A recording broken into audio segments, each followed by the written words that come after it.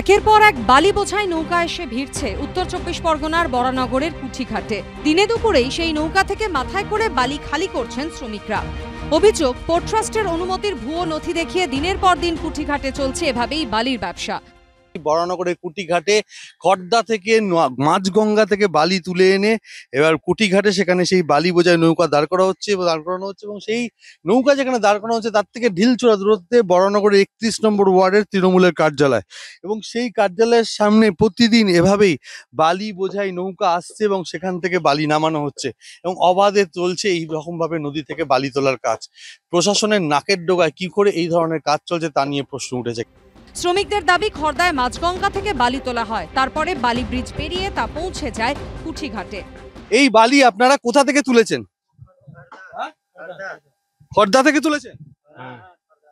কোথা থেকে তুলেছো? वो खरदा मसान घाट। हाँ, और 4টা समय 3টা। हाँ, অন্ধকারে লুকিয়ে তোলো। हाँ, हाँ। অন্যদিকে যাদের বিরুদ্ধে অবৈধ কারবার চালানোর অভিযোগ, সেই ব্যবসায়ীদের চাঞ্চল্যকর দাবি, পুলিশ প্রশাসনকে নথি দেখিয়ে পোর্ট ট্রাস্টের অনুমতি নিয়েই বালি তোলা হচ্ছে। আমরা কাগজ দিয়েছি, থানাতে কাগজ দিয়েছি, আমরা থানাতে বলেছি ঠিক আছে, কাগজ ঠিক আছে, তো কাউন্সিলের কাছে কাগজ দেওয়া আছে, মিউনিসিপ্যালিটি কাগজ দেওয়া আছে। হ্যাঁ, আপনারা বলছেন নাকি রয়্যালটি দিয়েই বালি তোলেন? এটা তো আগেকার পারমিশন। আমরা ডেলি দিচ্ছি। আমরা ডেলি কাকে দিচ্ছেন? ওই পোর্টটা সেই কাগজ দেখে নিন। কিন্তু যে নথির কথা বলা হচ্ছে তাতে লেখা রয়েছে পলি তোলার কথা। কিসের অনুমতি? এটা পুলি তোলা হয়, পুলির লাইসেন্স, যেটা ভাটায় যেটা নাবে ওটাই। এটা কি মেশিন জনে কোনো এক্সিবিশন হয় না। হ্যাঁ, বালি মাটি দুটো, এর মধ্যে লেখা রয়েছে বালি, দেখুন না, সিলভার স্যান্ড। আচ্ছা, 22 মেট্রিক টন। হ্যাঁ হ্যাঁ বিক্রি করেন তো? হ্যাঁ, বিক্রি করে রাস্তার কাজে। লাইসেন্স আপনাদের আছে? এটা কর্পোরেশনে যেখানে রাস্তা কাজ হয় ওটা ওয়ার্ক অর্ডারদের লাগে। যদিও গঙ্গা থেকে বালি তোলার অনুমতি দেওয়া হয়েছে কিনা সেই বিষয়ে কিছু জানা নেই বলে জেলা প্রশাসন সূত্রে খবর। পোর্ট ট্রাস্ট এইরকম কোনো অনুমতিই দেয় না বলে জানিয়েছেন কেন্দ্রীয় প্রতিমন্ত্রী শান্তনু ঠাকুর।